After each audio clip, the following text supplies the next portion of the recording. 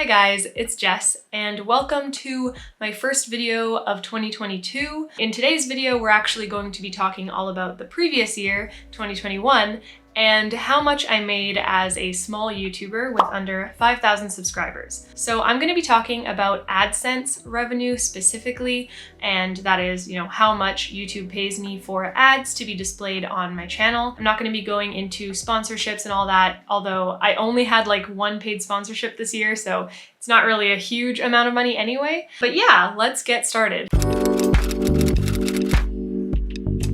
So first of all, I'm going to reveal the grand total in Canadian dollars that I earned in 2021 from AdSense. And after I make that big reveal, hopefully you guys stick around to watch the rest of the video because I'm actually going to be sharing with you guys some valuable advice that I've learned over the past year as a content creator. The purpose of this video is meant to be educational.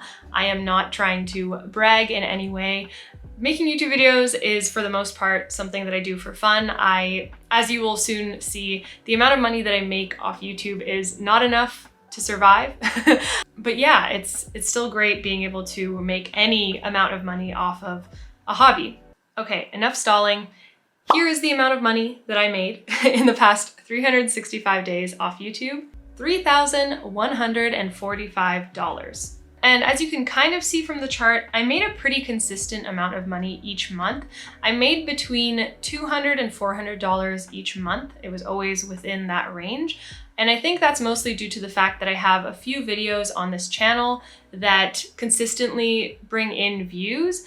And so I have a consistent stream of income, and these videos are my rev.com videos. October was actually my highest revenue month.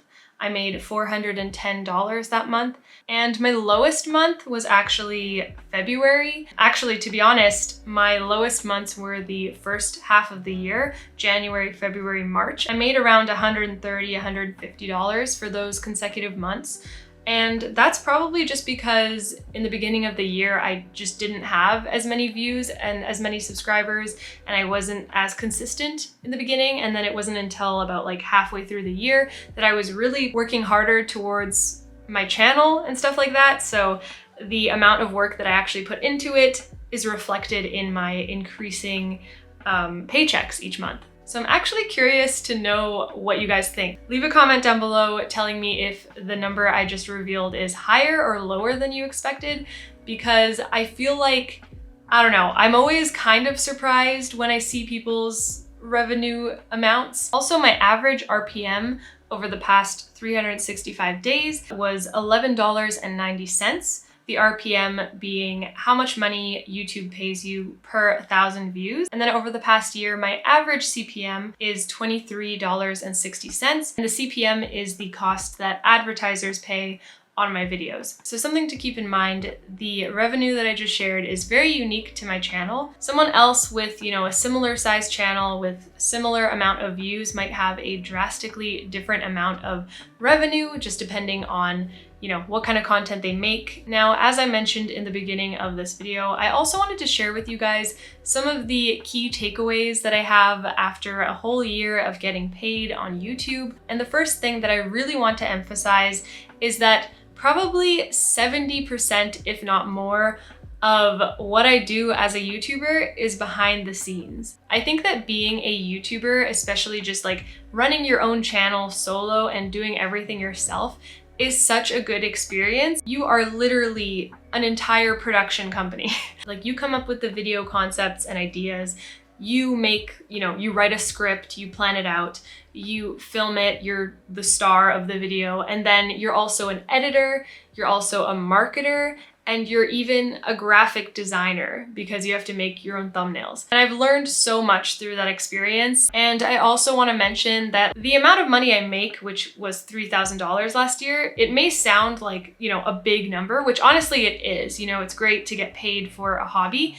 But when you actually calculate the hours I put into this channel, it's definitely well below, minimum wage.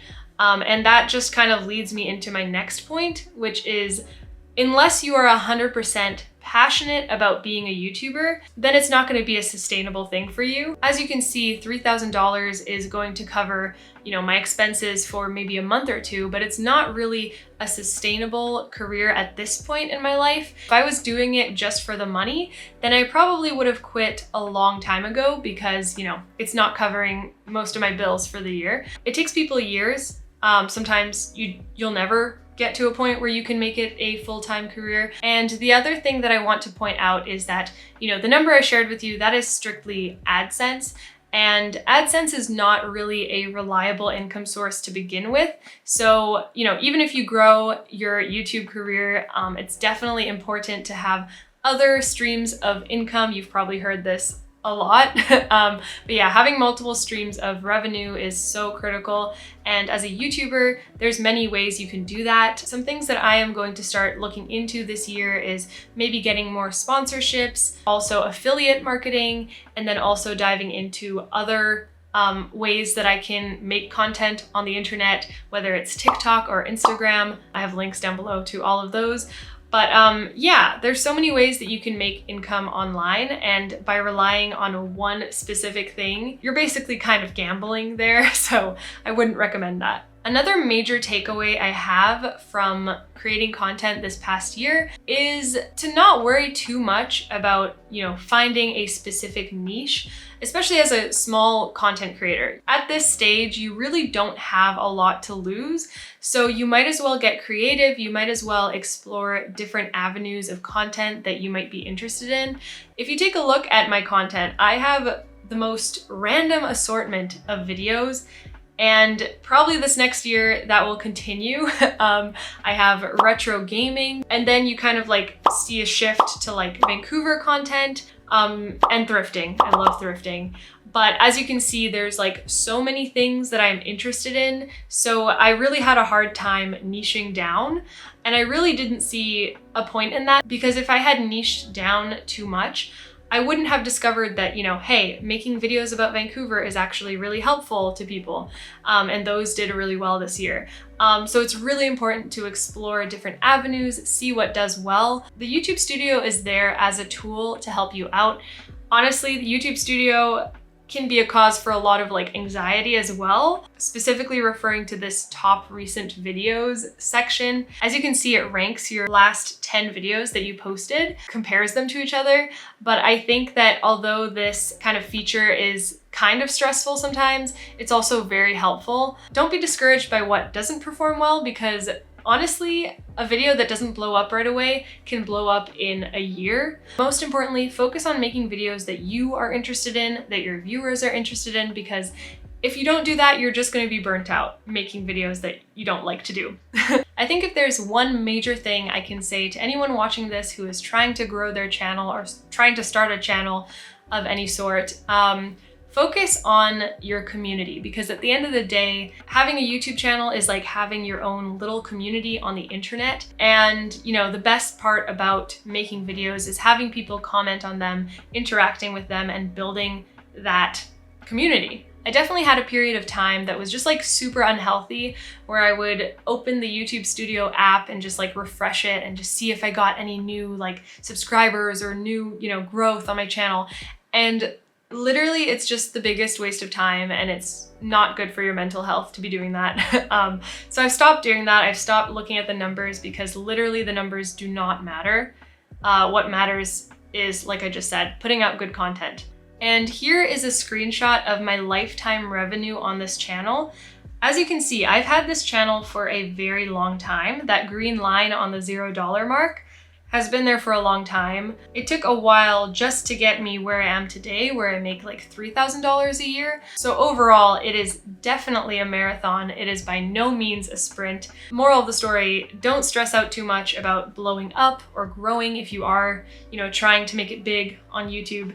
Don't think about that. If you're into making content, just continue to make content. It's as simple as that, honestly. Well, there you have it. That's how much I made this year as a small YouTuber with under 5,000 subscribers. I might make a video like this a year from now. I might not. We'll see where I am a year from now. But I hope you guys enjoyed this video. I hope you potentially learned something new today. And if you did, be sure to subscribe to my channel, maybe give this video a thumbs up, and I'll see you guys next time.